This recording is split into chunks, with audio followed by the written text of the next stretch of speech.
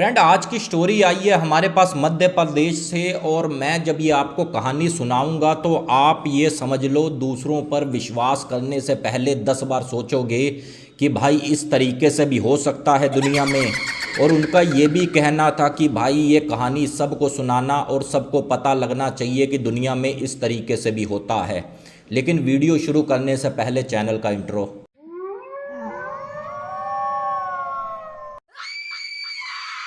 आप सबको मेरी नमस्कार। मेरा नाम है अजय और मैं यहाँ से हॉरर वीडियो, देवकीय चमत्कार और लोक कथाएं आपके लिए लेकर आता हूँ। आपको इंटरेस्ट है तो प्लीज़ चैनल को सब्सक्राइब कर दें और एक प्यारा सा लाइक कर दें।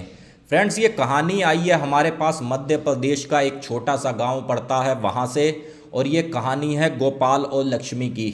गोपाल और लक्ष्मी ये दो जने होते हैं, पति और पत्नी। लेकिन हम थोड़ा सा स्टार्टिंग से मैं आपको बताऊंगा, जब गोपाल की शादी नहीं हुई होती। गोपाल की आयु लगभग आप ये लगा लो 18 से 19 वर्ष की होती है। तो उसके पिताजी को पैरालिसिस का अटैक आता है और उससे पहले वो भी ये समझ लो दिहाड़ी मजदूरी कर कर गुजारा करते हैं। और गोपाल भी बहुत ज़्यादा पढ़ा लिखा नहीं होता, लगभग आप ये लगा लो 8वीं और हाई स्कूल के अगल बगल का ही होता है। लेकिन जब घर की जिम्मेदारियां बढ़ी, क्योंकि जो भी पिताजी की पूंजी थी, जमा पूंजी थी, सब उनके इलाज में लगती चली जा रही थी। और जो भी बैंक अकाउंट थे लगभग लगभग खाली होते चले जा रहे थे। गोपाल की मम्मी ये कहती हैं कि बेटा कोई ना कोई काम तुम भी ढूंढ लो, चलो जी, थोड़ा सा घर में पैसा आएगा तो दिनचर्या हमारी अच्छे से चलेगी। यहाँ पर गोपाल शहर निकल जाता है और उसके घर से शहर आप ये लगा लो 7 से 8 किलोमीटर की दूरी पर होता है। वहाँ जाता है और काफ़ी ज़्यादा जॉब की तलाश करता है, लेकिन उसको जॉब नहीं मिलती। और उसी का ही एक दोस्त होता है जो स्कूल में पढ़ता भी है। तो वो ये कहता है कि मेरे मामा जी हॉस्पिटल में जॉब करते हैं, क्यों ना मैं वहाँ पर पता कर कर देखूँ। तो गोपाल ये कहता है भाई बिल्कुल पता कर ले, जैसी भी जॉब हो, कुछ भी हो भाई, मैं जॉब करने के लिए तैयार हूँ। जब वो पता करता है तो वो ये कहता है उसके मामा जी कि भाई हमारे हॉस्पिटल में ड्यूटी तो मिल जाएगी, लेकिन नाइट की ड्यूटी मिलेगी और मुर्दा घर हमारे हॉस्पिटल का है, वहाँ पर आपको रहना है। तो गोपाल बोला सर मुझे कोई दिक्कत नहीं है, आप बस ये बताइए कि मुझे कब से ड्यूटी ज्वाइन करनी है। तो इस पर उसके मामा जी ये कहते हैं, बोले भाई तुम ऐसा करो, कल से आ जाओ, जो भी फॉर्मेलिटी होती हैं पूरी कर लेंगे और अगर हो सका तो मैं कल से ही तुम्हारी ड्यूटी शुरू करवा दूंगा। अब जैसे ही गोपाल हॉस्पिटल जाता है, सबसे मिलता है और डॉक्टर लोग ये कहते हैं कि भाई देखो नाइट ड्यूटी है, नाइट में सिर्फ तुम रहोगे और ये मुर्दा घर है, यहाँ पर तुम्हें ध्यान रखना है कि भाई कोई भी, जैसे होता ही है, कोई अगर मान लो डेड बॉडी लेकर आ जाएं तो आप हमको संपर्क करोगे, ये हमारा नंबर है। तो इस पर बोला कोई दिक्कत नहीं है। गोपाल कहता सर मैं कर लूँगा। अब जैसे ही गोपाल अपने घर में कहता है कि मम्मी मेरी ड्यूटी मुर्दा घर में लगी है, तो उसकी मम्मी कहती है बेटा ये तो सही नहीं है, कहीं और काम तलाश ले। तो यहाँ पर गोपाल ये कहता है मम्मी पूरे के पूरे 7,000 रुपये सैलरी है, दूसरी जगह इतने पैसे भी नहीं और काफ़ी ज़्यादा झंझट है। और वहाँ पर करना क्या है, बस रात भर अपना बैठना है और बाहर ही स्टूल लगा हुआ है और सामने गार्डन है, एक चाय की टपरी है, लगभग लगभग पूरी रात खुली रहती है, तो मेरा टाइम पास अच्छा हो जाता है। अब यहाँ पर उसकी मम्मी कहती है चल भाई तेरी मर्जी है, कोई बात नहीं। अब यहाँ पर जैसे ही गोपाल ड्यूटी अपनी ज्वाइन कर लेता है तो वहाँ का जो हेड होता है वो ये कहता है, बोले भाई अगर तुझे कोई भी रात को अंदर से आवाज़ आए तो तू उस आवाज़ की तरफ मत जाना और उस आवाज़ को तू नज़रअंदाज करना। यहाँ पर गोपाल बोला सर मैं समझा नहीं कि भाई अंदर से आवाज़ आनी किसकी है। बोले जितना तुझे कह रहे हैं तू भाई उतना करियो, उससे ज़्यादा आगे दिमाग मत लगा, तेरी ड्यूटी यहाँ पर है, तू बैठ के अखबार पढ़, तू कुछ कर, लेकिन कोई भी आवाज़ आए तो भाई अंदर मत जाना रात को। तो वो कहता ओके सर मैं ऐसा ही करूँगा।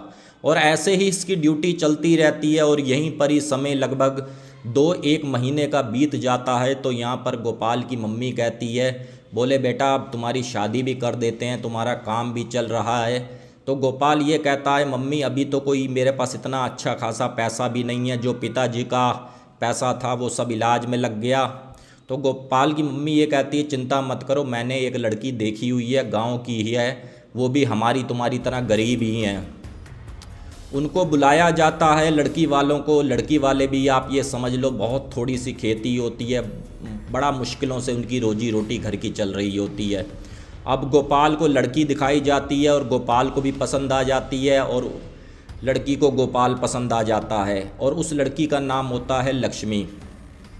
इन दोनों की हंसी खुशी यहाँ से शादी हो जाती है और जैसे ही शादी के 5 दिन बीतते हैं तो उसके बाद गोपाल अपनी ड्यूटी कर रहा था और रात का लगभग 12 साढ़े 12 बजे का समय था। गोपाल इस तरीके से हल्की सी झपकी ले रहा था और उसको नींद भी आ रही थी। तो होता क्या है, अंदर से गोपाल को ऐसा महसूस हुआ जैसे किसी ने गोपाल कहकर आवाज़ मारी हो कि गोपाल अंदर आओ।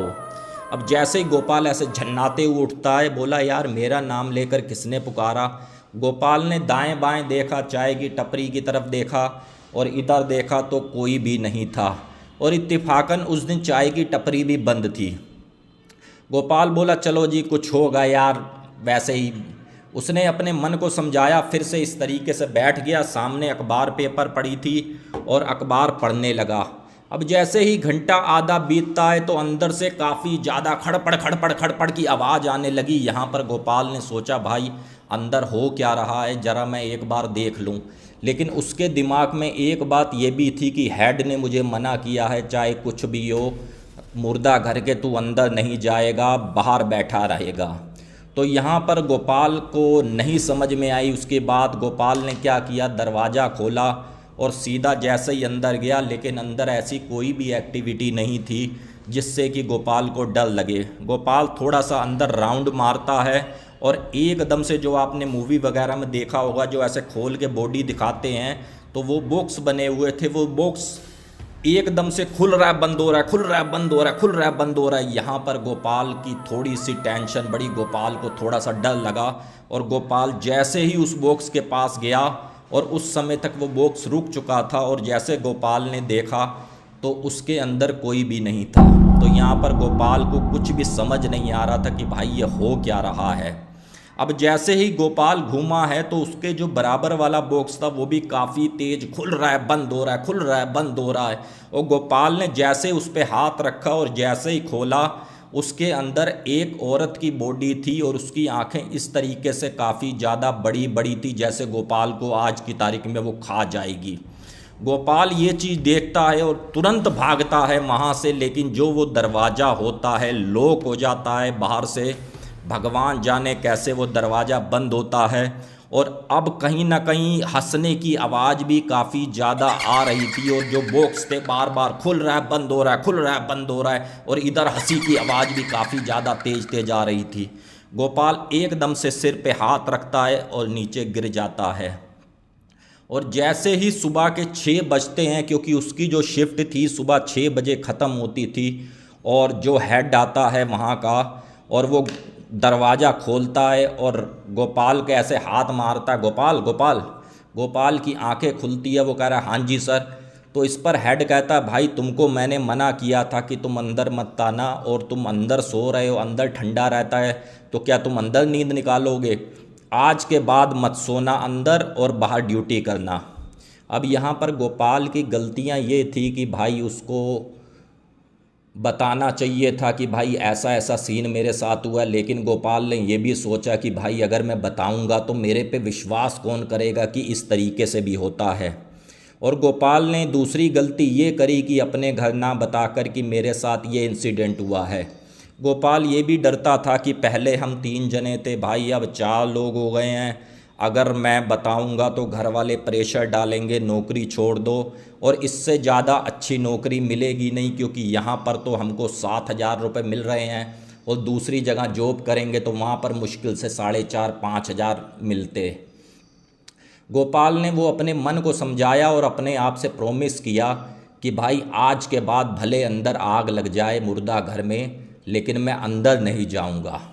और इसी तरीके से उसकी दिनचर्या चलती रही। लगभग 2-1 महीने बीत गए तो होता क्या है, गोपाल अपने घर जा रहा था साइकिल से नाइट की शिफ्ट करके, अभी सुबह के 6-6:30 बजे थे।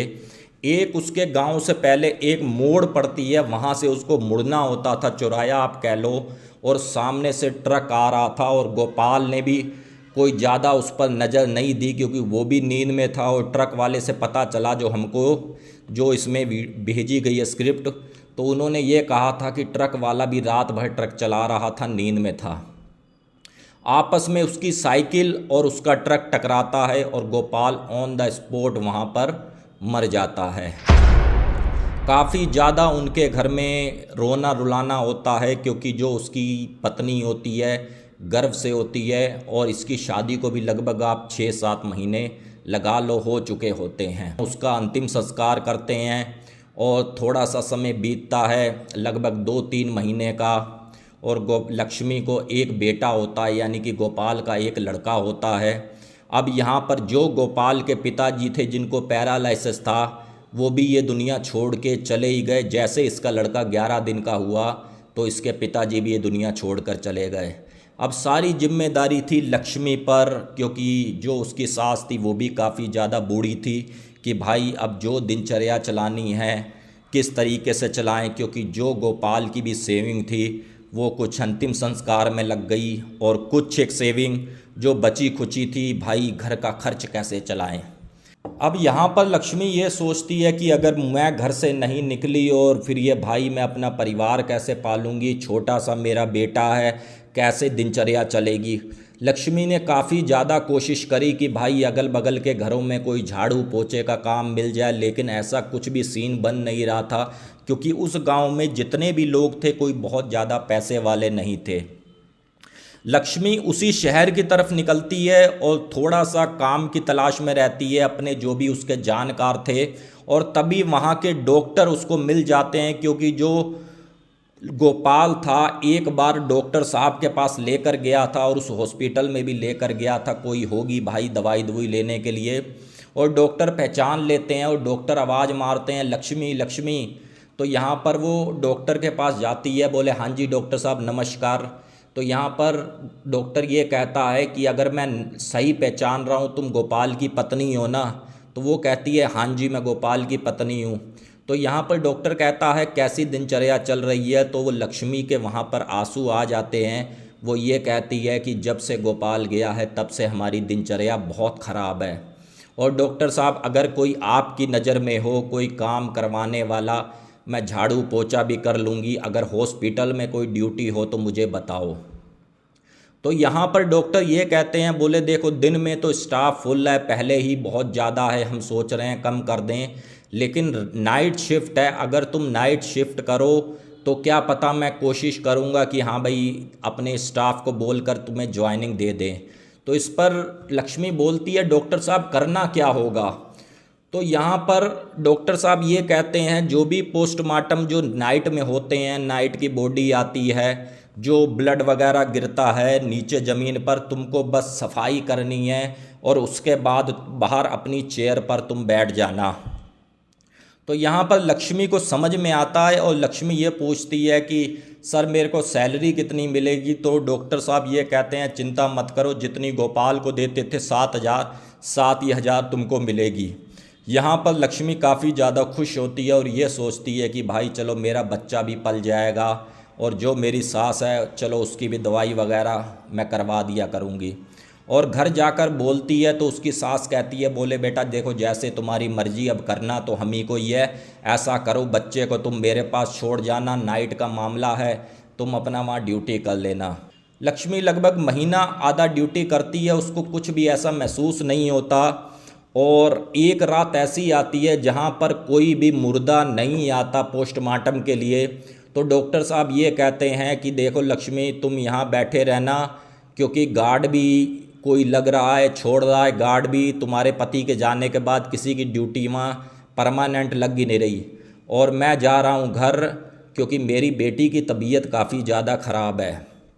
और जो डॉक्टर साहब के हेल्पर होते हैं वो कहते हैं डॉक्टर साहब अगर आप घर जा रहे हो तो हम भी यहाँ क्या ही करेंगे, क्योंकि सब कुछ संभालना तो आप ही ने है। तो यहाँ पर डॉक्टर कहते हैं कोई बात नहीं, कोई टेंशन की बात नहीं है भाई, तुम भी घर जा सकते हो। अब यहाँ पर लक्ष्मी को भी बोलते हैं कि लक्ष्मी अगर तुम्हारा दिल है घर जाने का चले जाओ, नहीं तो कोई बात नहीं, तुम यहाँ बाहर बैठी रहना, अगर कोई भी बॉडी आए तो मेरा ये नंबर है, कॉल कर देना। लक्ष्मी इस तरीके से बैठी हुई होती है और हल्की फुल्की झपकी उसको आ रही होती है, तो उसको सुनाई देती है कि एक एम्बुलेंस आई, और एम्बुलेंस को देखकर अचंभित हो जाती है क्योंकि बड़ी जल्दी से दरवाजे खुलते हैं उसके, और वही दो हेल्पर निकल कर आते हैं और साथ में डॉक्टर साहब आते हैं, और डॉक्टर साहब ये कहते हैं जल्दी से इनका पोस्टमार्टम करना है। तो इस पर लक्ष्मी जल्दी से दरवाज़ा खोलती है और पोस्टमार्टम डॉक्टर शुरू करते हैं, और लक्ष्मी उसके बाद वहाँ की साफ़ सफाई करती है। तो लक्ष्मी ये कहती है डॉक्टर साहब आप तो मना कर रहे थे आने के लिए। तो यहाँ पर डॉक्टर साहब ये कहते हैं कि ये किसी अमीर घर का बेटा था और ऊपर से प्रेशर था और ये लोग मुझे घर से ले आए, इसलिए भाई मुझे आना पड़ा। लक्ष्मी तुम ऐसा करो, बॉडी अंदर ही पड़ी है और अपना कुंडी लगा दो और बाहर बैठ जाओ। अब जैसे ही 3 बजते हैं तो लक्ष्मी ये सोचती है कि भाई मैं घर जाऊं या ना जाऊं, लेकिन अब इधर मौसम भी काफ़ी ज़्यादा ख़राब हो रहा था, बारिश जैसा मौसम था। अब यहाँ पर लक्ष्मी ये सोचती है कि अगर मैं गई भीग गई और मैं बीमार पड़ गई तो कहीं मेरे को 2-1 दिन की छुट्टी न करनी पड़ जाए। क्या ज़रूरत है जाने की, बारिश हो रही है, 3 घंटे की ड्यूटी बाकी है, 3 घंटे की पूरी करके उसके बाद चली जाऊँगी। अब जैसे ही लक्ष्मी इस तरीके से अपना बैठी हुई होती है और बाहर बहुत ज़्यादा बिजली चमक रही होती है, इस तरीके से हल्की सी नींद निकाल रही होती है, एकदम से धमाके की आवाज़ आती है। दरवाज़ा जो होता है पोस्टमार्टम का खुलता है धाड़, और एकदम से जो स्ट्रेचर पे मुर्दा होता है निकल कर बाहर उसके सामने लक्ष्मी के। यहाँ पर लक्ष्मी पसीनों पसीन हो जाती है, बोले ये बॉडी कैसे बाहर आई जबकि मैंने बाहर से कुंडी लगा रखी थी। लक्ष्मी 2-3 मिनट कुछ भी नहीं सोच पाती कि भाई ये बॉडी आई तो आई कैसे। फिर लक्ष्मी ये सोचती है क्या पता बारिश हो रही है बाहर और आंधी तूफान है, इसकी वजह से बॉडी बाहर आ गई होगी। और ये पहला समय था जब लक्ष्मी किसी स्ट्रेचर पर हाथ लगा रही थी और उस बॉडी को अंदर कर रही थी। जैसे ही लक्ष्मी ने वो बॉडी अंदर की तरफ धकेल रही थी, उसको जैसे तैसे उसने अंदर करी, तो उस बॉडी का क्या था, हाथ इस तरीके से हिल रहा था और काफ़ी ज़्यादा इस तरीके से उसका हाथ हिला, और लक्ष्मी इस चीज़ को देखकर काफ़ी ज़्यादा डर रही थी। और 1-2 मिनट के बाद उसका दूसरा वाला हाथ हिल रहा था।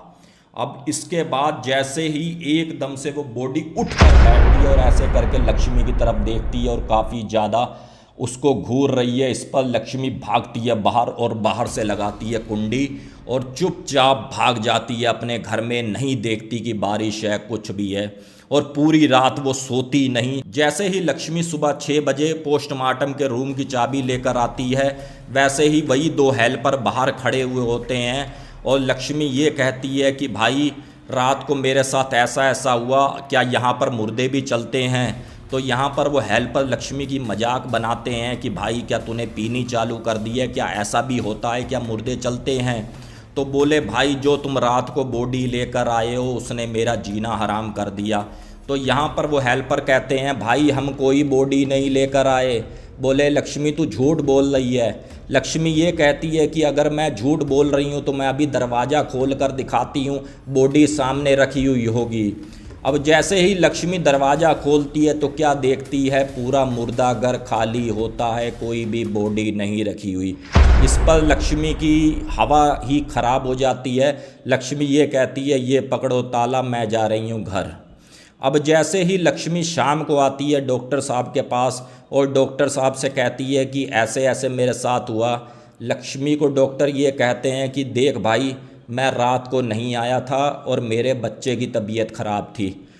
और लक्ष्मी ये कहती डॉक्टर साहब आपने तो कहा था किसी ये सेठ आदमी के घर की बॉडी है, इस कारण मुझे आना पड़ा। तो डॉक्टर साहब ये कहते हैं, बोले देखो लक्ष्मी रूल एंड फॉलो भी करने पड़ते हैं, ऐसे किसी का पोस्टमार्टम नहीं होता। और भाई सबसे पहले मेरे बच्चे की ज़िंदगी का सवाल है, मैं उसको देखूंगा या पहले किसी और को देखूंगा। इस टाइप का डॉक्टर कहता है लक्ष्मी को। और लास्ट में ये कहता है लक्ष्मी मैं समझ सकता हूँ कि भाई ये मुर्दा घर है, तुम्हारे साथ कुछ ना कुछ सीन घटा होगा। यहाँ पर लक्ष्मी ये कहती है डॉक्टर साहब आप सबको मेरी नमस्कार, मैं भाई कल से ड्यूटी नहीं आऊँगी क्योंकि जो मेरे पति थे वो भी इस दुनिया से चले गए। अब अपने बच्चे का पालन पोषण जो भी था सब मेरी जिम्मेदारी पे है, इसीलिए अब मैं कल से ड्यूटी नहीं आऊँगी। और मैं भी आपको बता दूं उसके बाद लक्ष्मी किसी शहर में ही जान पहचान तो हो ही जाती है, जब बंदा कोई जॉब करता है तो किसी के यहाँ झाड़ू पोछे पे लग गई, लेकिन उसके बाद वो उस मुर्दा घर में कभी दोबारा ड्यूटी करने नहीं आई। और ये पूरा इंसिडेंट फ्रेंड्स मुझको भेजा है जिसने लक्ष्मी की लेडीज ने जॉब लगवाई थी उसके लड़के ने, और ये पूरा इंसिडेंट है लगभग सन 2016 का। बाकी फ्रेंड अगर आपको भी स्टोरी पसंद आई हो तो प्लीज़ चैनल को सब्सक्राइब करिए और प्यारा सा कमेंट करिए वीडियो आप कहाँ से देख रहे हैं। और मैं लास्ट में एक ही बात कहूँगा, कोई भी आप मेरे को स्टोरी भेजते हो तो मैं यहाँ से सच मान कर सुनाता हूँ। बाकी मिलते हैं फिर किसी और हॉरर स्टोरी में। जय हिंद, जय भारत।